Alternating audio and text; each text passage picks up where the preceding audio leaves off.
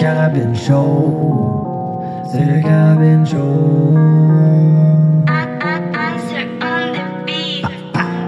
J'ai l'air de rien, mais il est fou braque. Il fait peur en tabarnak. De 5-4 au 5-1-4, tu n'es juste fait que tu te manges une claque. Tes podcasts avec tes preuves à la grandeur du Québec. Penserais pas que tu sois prête. Carabine, il chaud top net. Toujours prêt en top, les gars. On n'est pas là pour perdre de temps. Si tu viens faire ton fendant, tu feras attention à tes dents pour tout savoir ses arts martiaux. Y'a personne qui est au niveau. Attention, pas se faire knocker le gros. C'est le Carabine Show.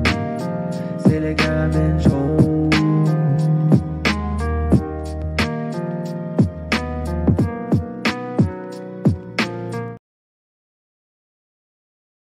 What up, les fous? Bienvenue au Carabine Show numéro 29.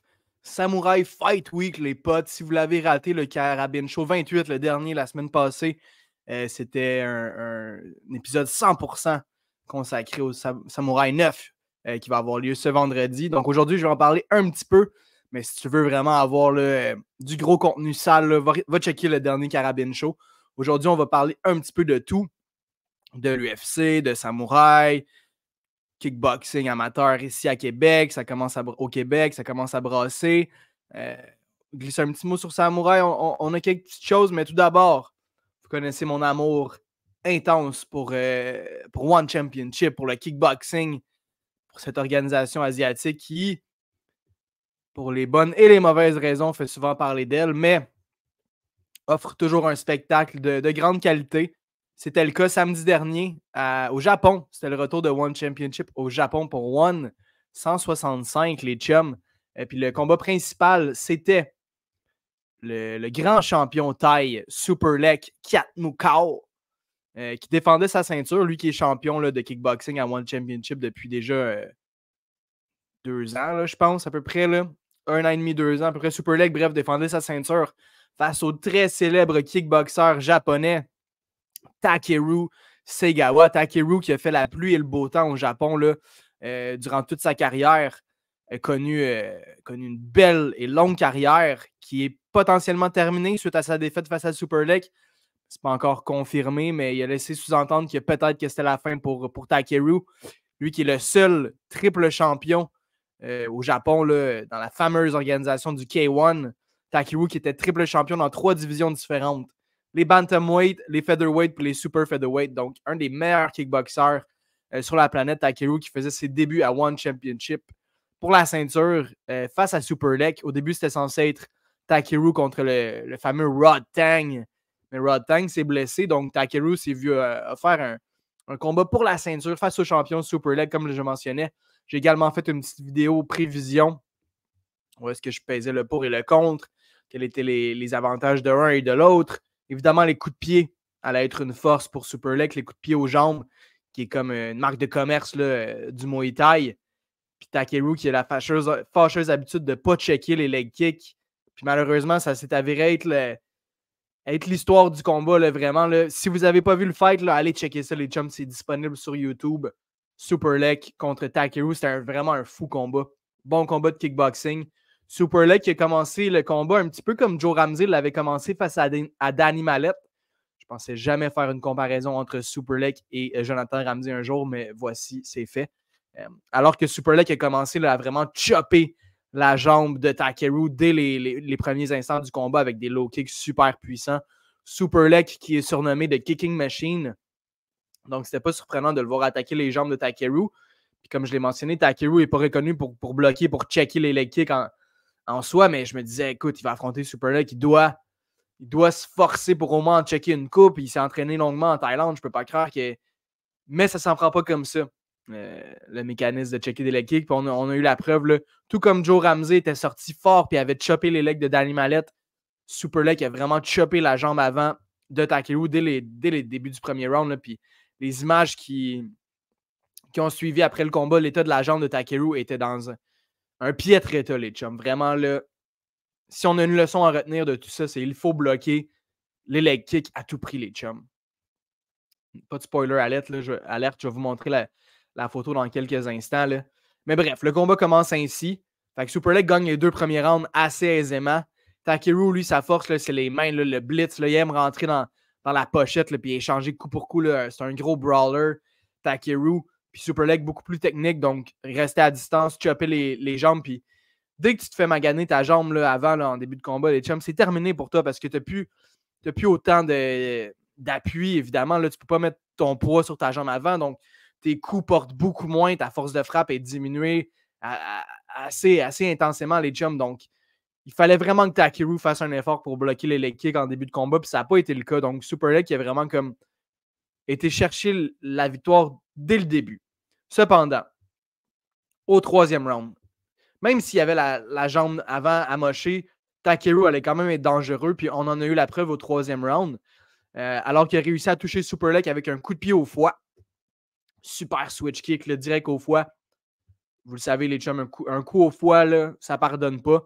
Ça a gelé Super Leg bien raide. Mais Super Leg, guerrier qu'il est, bon, genre solide guerrier qu'il est, a réussi à rester debout. Parce que s'il avait, mettons, mis un genou au sol ou juste été knockdown puis tombé au sol, ça devient un 18 pour Takeru. Puis là, le combat devient beaucoup plus serré, voire à l'avantage de Takeru. Fait que Super Leg, même s'il a vraiment mangé un solide coup au foie, il est en mesure de rester debout. Takeru a senti le goût du sang, là, il a senti le finish venir. Fait que vraiment, au 3e round, on a eu le droit à tout un round de la part de Takeru, son meilleur round du combat. Après avoir touché Super Leg au foie, il est allé d'une flurry de coups, là, vraiment comme on connaît Takeru. Puis c'est souvent comme ça qu'il va terminer les combats, avec de solides coups de poing là, dans le clinch, puis vraiment là, mettre un pace, puis être juste trop pour son adversaire, ce qui généralement termine le combat en son avantage.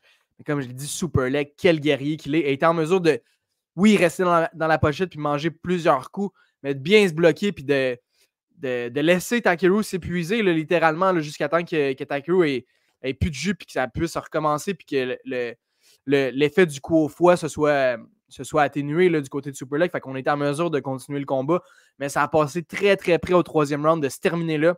Puis que ce soit le japonais Takeru qui mette la main sur la ceinture de Flyweight Kickboxing Champion à One Championship chez lui au Japon, ça aurait été incroyable au 3e round. Mais Super Leg, il ne voulait pas que ça arrive. Il était tough. Il était en mesure de terminer le 3e round. 4e, 5e round ont été un petit peu plus serrés. On est retourné pour les leg kicks là, au niveau de Super Leg. Takeru qui a réussi à enchaîner quelques coups de poing. Mais on savait bien au bout des 5 rounds que c'était le Thaïlandais qui en avait fait assez pour défendre sa ceinture, puis ça a été le cas. Puis là, c'est ça, par la suite, on a vu Takeru s'adresser au public chez lui, puis vraiment comme dans toutes sortes d'émotions, mentionner qu'il a vraiment comme fait tout ce qu'il pouvait, que son corps était arrivé à un point de non-retour, littéralement. C'est pour ça que je dis, je ne sais pas si on va le revoir, le Takeru. Mais si c'était ça, là, grande carrière. Sinon, il a seulement 32 ans. Fait que c'est fort possible qu'il prenne une petite pause et qu'il soit de retour éventuellement. Là. C'était son premier combat à One Championship. Fait que je serais bien surpris qu'il n'en fasse pas un autre. Puis qui sait, peut-être un affrontement entre John DiBella et Takeru un jour. Ça serait fantastique. Mais bon, je vous en ai parlé, les chums. Des images ont circulé à la fin du combat sur les réseaux sociaux, particulièrement sur la page de Takeru. Là, on peut voir Super Leg, grand champion, qui défend sa ceinture One 165 au Japon samedi dernier. Allez écouter ça sur YouTube. Fou combat. Puis là, c'est ça. On a Takeru qui publie ces images de sa jambe à gauche. C'était genre 12 heures après le combat. C'était dimanche soir, à peu près. Là. Ils se sont battus dimanche matin, heure du Québec. Le dimanche soir, on a vu la photo de gauche circuler sur les réseaux. Vous pouvez voir l'échymose là, au niveau de la jambe complètement déchirée. Littéralement, en fait, là, Takeru qui mentionne qu'il y a eu une déchirure au niveau du muscle de la jambe. Puis vous voyez le bandage, là, il s'est même brisé le genou, là, littéralement, là, durant le combat. Fait que, tout ça à cause des leg kicks de Super Leg. Fait que, s'il vous plaît, faites un effort pour checker les leg kicks, les chums.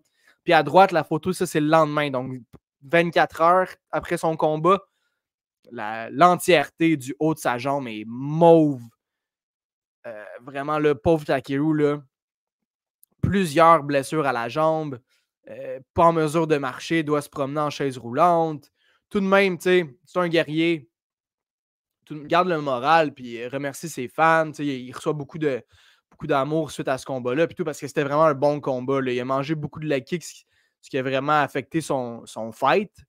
Mais Takeo qui a donné beaucoup là, quand même dans ce combat-là. Là, ça a été vraiment un excellent combat de kickboxing, les chums.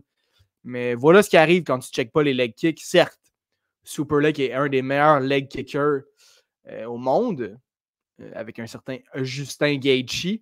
Mais ouais, ça ne pardonne pas les chums, les leg kicks. Puis on en a la preuve juste ici. Fait que c'est un Foo Fight One Championship qui a pull up une grosse carte. Sinon, il y a eu Sage Northcutt, ça c'était particulier. Le Sage Northcutt qui était censé se battre contre Shinya Aoki, la légende japonaise.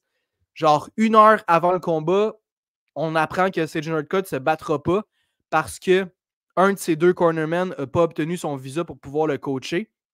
Il y avait 2 cornermen. Il y avait Uriah Faber, puis il y avait un autre dude qui était son coach de Jiu-Jitsu. Faber avait eu son visa, pouvait être dans le coin de Sage Northcutt. Il y avait son père aussi à Sage Northcutt. Mais son coach de Jiu ne pouvait pas. Fait que là, ça a l'air que son coach de Jiu et Uriah Faber sont retournés aux États-Unis pendant la carte, sont retournés aux States. Fait que là, il n'y avait plus de cornerman pour Northcutt. Mais là, One, ils ont réussi à trouver un des 2 Rotolo Brothers, des Américains qui sont super forts en Jiu-Jitsu, qui sont à One. Un des 2 était prêt à coacher Sage Northcutt parce que Shinya Aoki est vraiment un wizard au sol, là, tout un joueur de Jiu-Jitsu, Shinya Aoki. Fait que One est comme, écoute, on va te passer un Rotolo Brother. Il va être en mesure de te coacher, puis tu vas t'en sortir. Sage Northcutt, il dit non, m'en fous, j'ai pas mes cornermen, je veux pas me battre. Puis là, One est comme, ouais, c'est ordinaire cette histoire-là. Appelle John Lineker, qui était comme un remplaçant sur la carte, mais la carte était déjà commencée, fait qu'il s'attendait pas à se battre, le chum John Lineker. Fait que là, le monde de One Championship monte dans les estrades, va chercher John accepte, Shinya accepte. Fait que finalement, on a eu un combat entre Shinya Aoki et John Lineker. Aoki est en mesure de soumettre le Brésilien assez aisément dès le premier round. Sinon, on a eu des bons combats. Là. On a eu le combat entre Nicky Holskin puis la légende Sexyama. C'était un super fight. Le premier round, c'était boxe, mais boxe avec des 4-11. Après ça, deuxième round, c'était Muay Thai. Troisième round, c'était MMA, mais on n'a pas vu les 2 derniers rounds parce que Holskin a knocké Sexyama avec ses points. Dès le premier round, Sexyama qui a 48 ans. Le Holskin est comme 38 ans, donc il est assez vieux aussi, mais bref. C'était un bel essai de la part de One Championship. C'était un cool fight, mais peut-être que Sexyama est passé son prime largement. Puis le co-main event, c'était justement un des 2 Rotolo Brothers qui a défendu sa ceinture. Sinon, évidemment, beaucoup de bons combats de Muay Thai et de kickboxing, la One Championship. C'est toujours fantastique.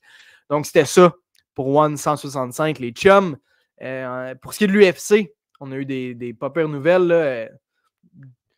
C'est cool, c'est une belle nouvelle, là, honnêtement. Là, je ne sais pas ce que vous en pensez, là, mais on a su que Kyla Harrison, la grande championne de PFL, là, qui n'était plus championne en titre, mais qui a remporté genre 2 ceintures minimum à la PFL, vient de s'entendre avec l'UFC. Kyla Harrison, qui non seulement est l'ex-championne de la PFL, mais est aussi une ancienne double médaillée d'or aux Jeux olympiques en judo. Donc, une des meilleures athlètes là, vraiment dans le sport des arts martiaux mixtes qui s'en vient à l'UFC. Fera ses débuts sur nul autre que la carte de l'UFC 300 face à l'ancienne championne Holly Holm, qui n'est plus jeune. Holly Holm aussi, 42 ans, Holly Holm, qui se tient en forme. Ça va être chez les 135 livres. Puis ça, c'est particulier parce que Kyla Harrison, à la PFL, se battait à 155. Une fois, elle s'est battue à 145. Est allée à Invicta à un moment donné pour pouvoir faire 145. Elle s'est battue contre Aspen Ladd, son dernier combat à la PFL au mois de novembre, sur la même carte que Olivier est devenu double champion. Je ne me souviens plus si c'était à lightweight ou à featherweight, mais bref, s'est battu beaucoup à 155 livres. Kyla Harrison s'est battue quelques fois à 145, mais pas souvent. Mais là, elle va se battre, elle a signé là, pour se battre à 135, les chums. Puis il y a une entrevue qui est sortie là, il y a une couple d'années. Là, elle avait dit qu'il faudrait littéralement qu'elle se coupe une jambe pour faire 135 livres un jour dans sa vie. Puis là, fast forward, genre 5-6 années plus tard, elle s'attend à faire 135 livres. Donc, j'ai bien hâte de voir ça, les chums. Je pense que ça va être une coupe de poids très, très dure pour Kyla Harrison. Est-ce qu'elle va réussir à se rendre jusqu'à 136, qui est la limite à Bantamweight? J'en doute. Holly Holm aussi est sorti pour dire qu'elle en doutait, mais bref. Elle a quand même signé le contrat, Holly, pour affronter Kyla Harrison. Fait que j'ai bien hâte de voir ça, là, la coupe de poids de Kyla Harrison. Ça me fait penser à la fois qu'on avait vu Chris Cyborg essayer de couper à 135, puis ça avait été complètement horrible. Puis je pense que c'était même pas 135, c'était comme 140 livres. Puis on avait vu des images de Cyborg circuler. Puis c'était pas joli là, se rendre à cette coupe de poids-là. Donc j'espère que Kyle Harrison va prendre ça au sérieux. J'en doute pas. Ancienne championne olympique. Donc toute une athlète, toute une professionnelle que c'est Kyle Harrison. Mais ça va être tout un test pour elle juste de se rendre à 135 livres. Par la suite, si c'est fait et elle réussit à reprendre son énergie pour le combat, je pense que c'est prenable pour elle. Holly Holm, certes, Holly est une bonne striker. Kyle Harrison, excellent judo. Son game plan, ça va être de te coller au corps à corps, de t'amener au sol, de te coller au sol, puis de te ground and pound jusqu'à temps que le combat se termine. Donc, je pense que cette avenue est possible pour elle face à Holly Holm. Il s'agit juste de vraiment comme bien gérer sa coupe de poids, sa reprise d'énergie, puis je pense que c'est un bon fight pour elle. Puis une victoire contre Holly Holm à l'UFC 300 pourrait la propulser voir un titre de une chance pour la ceinture ou peut-être un combat pour éventuellement la ceinture. Mais avec une victoire sur Holly Holm à l'UFC 300, Kyle Harrison se positionnerait très bien chez les bantamweight de l'UFC. Donc, à suivre pour ce qui est de Kyle Harrison. L'UFC en fin de semaine, vraiment rien d'extraordinaire, mais on va être là quand même. Les chums, ça commence à 4 heures. Quelques combats à retenir sur la carte principale. Pas tellement, honnêtement. Là. Ça va être des cool fights, je pense. Tu sais, comme mettons celui-là, le Gorino, en tout cas, contre Rodriguez.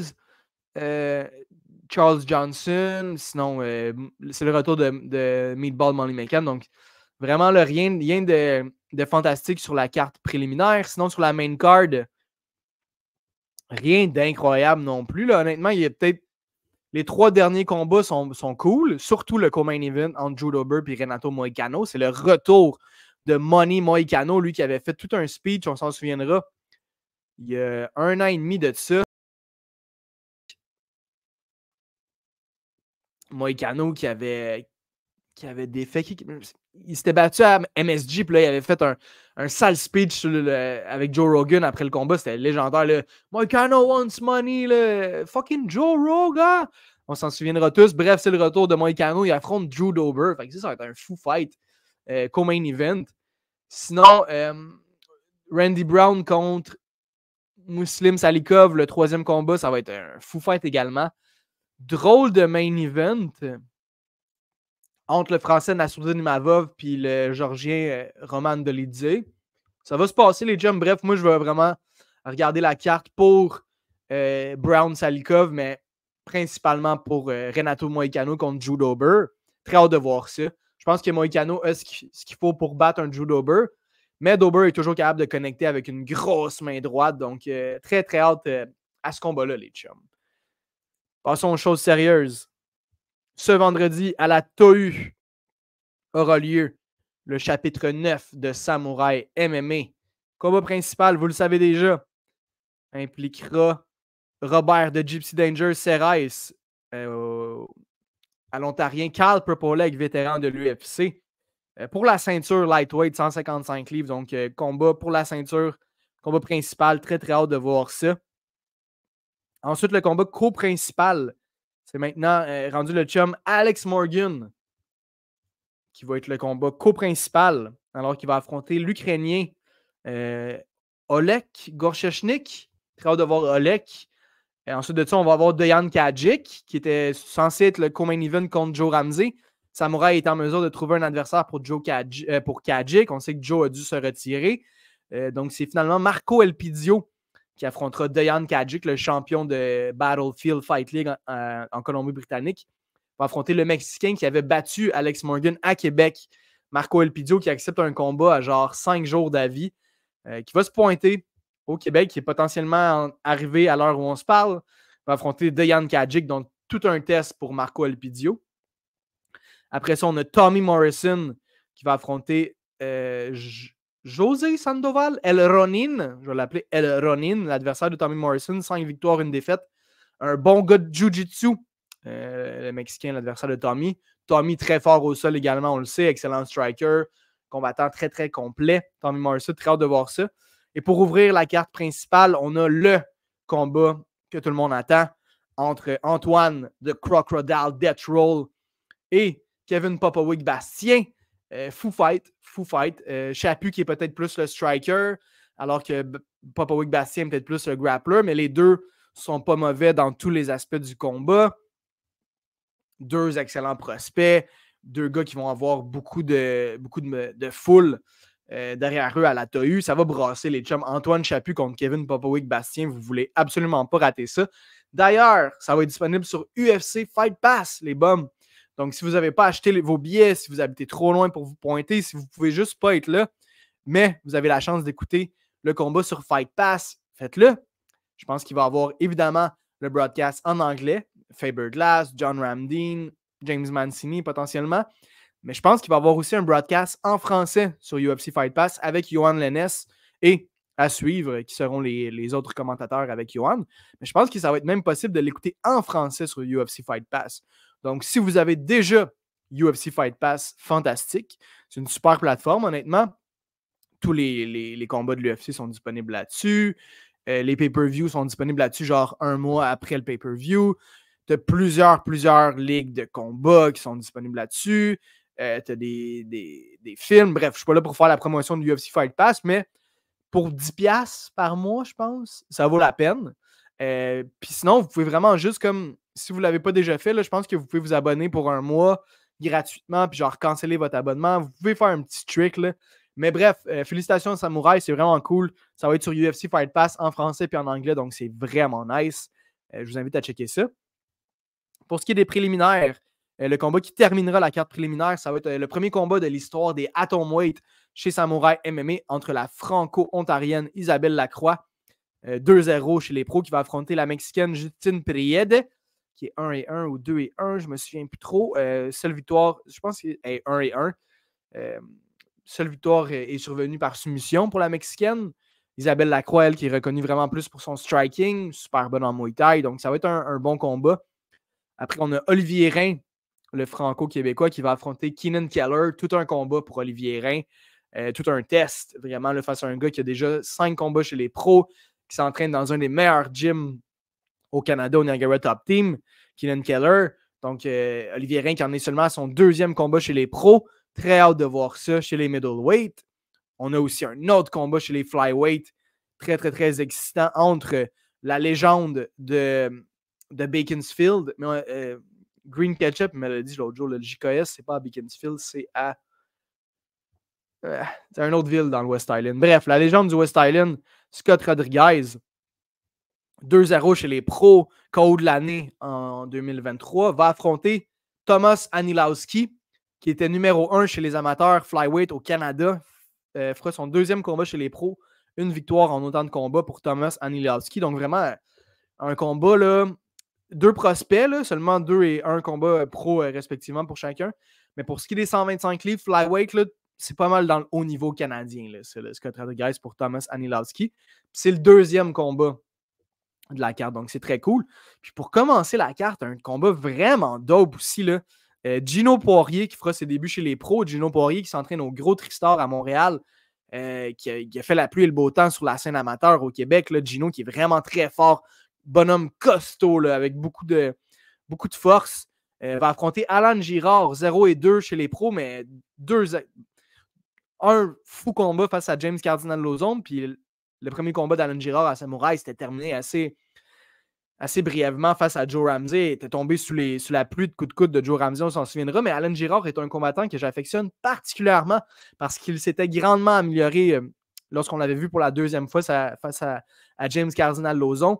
S'entraîne avec notre boy au Nova Fight League, Meunier, Joe Meunier, un vétéran de l'UFC. Donc, du très bon training là, pour Alan Girard avec toute la team là-bas à Québec. Fait que j'ai très hâte de voir son évolution. Ce ne sera pas facile non plus face à Gino Poirier. Excellent grappler. Je pense qu'Alan Girard a l'avantage au niveau du striking. Mais si les deux bonhommes vont se ramasser au corps à corps, je pense que Poirier a peut-être une meilleure force physique. Peut potentiellement contrôler Alan Girard au sol. Donc, Alan, il faut vraiment qu'il stand and bang, qu'il strike face à Gino Poirier puis qu'il essaie de stuff les takedowns. Alors que Gino, lui, doit essayer de se rapprocher en corps à corps puis d'amener Alan Girard au sol. Donc, bref, un très, très bon combat là, à saveur locale pour commencer la carte ce vendredi à la TAU dès 19h, si je ne me trompe pas. Puis pour ce qui est de Fight Pass, je pense que Fight Pass, ça va commencer avec Olivier Rhin puis Keenan Keller. Donc, les 2 premiers combats seront potentiellement pas disponibles sur Fight Pass. Donc, bonne raison pour vous pointer. Il reste vraiment pas beaucoup de billets, mais il en reste, les chums. Donc, je vous le dis, ça va valoir la peine. Ça va être complètement fou. Une belle carte, vraiment une très belle carte organisée par Samouraï. Ce qui complète mon volet Samouraï MMA, les chums. Comme je l'ai dit au début du show, si vous voulez vraiment plus en savoir en détail sur cette carte, allez checker le Carabine Show 28 de la semaine passée dans la section en direct sur la chaîne YouTube, sur ma chaîne YouTube, parce que je parle pendant 1h15 juste de cette carte-là. Fait que si vous voulez du contenu là, cette semaine, checkez ça. Sinon, demain, c'est la pesée. Ça va être à l'hôtel, juste en face de la place Versailles. On a déjà été là, c'est genre l'hôtel Royal. C'est ouvert au public. Suivez Samouraï sur les réseaux sociaux. Il risque de faire une publication au courant de la journée pour vous inviter à la pesée demain à l'hôtel vers 11h du matin. J'y serai, les chums. Si vous êtes là, passez dire what's up. Passez dire what's up à Faber aussi pour être dans le vlog. Fait que demain, c'est la pesée, les chums. Ça s'en vient, là, ça s'en vient du gros contenu qui s'en vient sur vos têtes. Donc, suivez-moi éventuellement sur tous les réseaux parce que je vais faire des stories demain à la pesée si vous n'êtes pas là. Donc, pesée Samouraï MMA 9 demain. Vous êtes avertis, les chums. On se voit là. Sinon, vendredi soir à l'ATU, ça va être fucking sick. Dimanche, Fight Time Championship numéro 3. Grosse carte de l'organisation de kickboxing amateur qui a vu le jour en 2022 sous la présidence de Younes Chatti, si je ne me trompe pas. Shout out Younes. Gros gars, fait des belles choses. Tu vois que c'est un jeune qui roule l'organisation, donc des réseaux sociaux super cool, des belles entrevues avec les combattants, une solide carte. Franchement, une belle salle. C'est dimanche soir. Ça va être à la salle André Mathieu de Laval, donc une salle mythique pour ce qui est du monde de la comédie ou du théâtre. Mais là, ça va être le théâtre d'une soirée de combat. La salle André Mathieu qui se trouve à Laval. Donc, quand je prononce le mot Laval, pour moi, Montréalais, pour vous qui sont peut-être Montréalais, ça te fait sciller les oreilles un peu, ça te lève le cœur, mais qu'est-ce qui est cool avec la salle André Mathieu, c'est que c'est vraiment juste à côté du métro Montmorency. Donc, ça va être possible pour moi d'aller dans le métro, de sortir à Laval, mais 3 minutes de marche, là, vite, je suis rentré dans la salle. J'assiste au combat, des combats merveilleux. Je pense qu'on va checker ça ensemble, là, les bums. Là. Allez les suivre sur les réseaux sociaux. Mais bref, salle André Mathieu, c'est juste à côté du métro Montmorency, donc super accessible. Puis si vous n'êtes pas de Montréal, si vous êtes de la Rive-Nord, fantastique, c'est encore plus facile pour vous. Mais ça va être sick, les chums. Allez les suivre sur les réseaux sociaux. Fight Time Championship en un mot. Puis c'est ça, folle carte. Honnêtement, il y a 13 combats, dont 1, 2, 3, 4, 5 combats de classe A. Donc, du classe A là, en kickboxing amateur, c'est pratiquement comme du pro parce qu'ils n'ont pas de shin pad, pas de casse, les chums. Fait que c'est un combat de kickboxing pro, mais entre guillemets amateur pour que ce soit autorisé, vous comprenez, wink wink. Mais folle carte, honnêtement. Là, je connais quelques gars là-dessus. Là. Deuxième combat de la carte, Nourdine Amer du Tristar West Island contre Roman Saint-Pierre du Thaïlande, mon gym. 2 solides bonhommes, puis c'est le deuxième combat sur la carte, les chums. Fait que le niveau de cette carte est vraiment très dope. Troisième combat, Peter Chase contre Jonathan Pitre. Ça va être débile. Énorme carte de Fight Time Championship. Ils sont à leur troisième carte. Puis je vous le dis, là, ils font les choses en grand. Là. C'est vraiment une belle organisation jeune qui veulent comme promouvoir le sport puis amener le sport à un autre échelon. Puis les athlètes, leur donner une vitrine vraiment là, pour les athlètes québécois. Donc, ça se passe ce dimanche à la salle André Mathieu, Fight Time Championship. Puis c'est ça, les chums. Fait que vendredi, Samouraï, samedi, UFC, une petite pause. Dimanche, Fight Time Championship. Fait que une très belle fin de semaine d'arts martiaux mix qui nous attend. C'était le Carabine Show 29, les chums. Merci toujours d'être là. Allez me suivre sur les réseaux sociaux. Maxime Carabine, Carabine avec un K. Votre YouTuber, podcasteur, commentateur, kickboxer, amateur, intimidateur, numéro 1, préféré de tout le monde. Vous êtes les meilleurs, les chums. Likez, partagez. Let's go. Venez me dire what's up à Samouraï, les bums. C'est le Carabine Show. C'est le Carabine Show. Qui a l'air de rien, mais il est fou braque. Il fait peur en tabarnak. De 5-4 au 5-1-4, tu dis juste que tu te manges une claque. Tes podcasts avec des preuves à la grandeur du Québec. Je penserais pas que tu sois prête. Carabine, il show top net. Toujours prêt dans top les gars, on n'est pas là pour perdre de temps. Si tu viens faire ton fendant, tu feras attention à tes dents pour tout savoir. Ces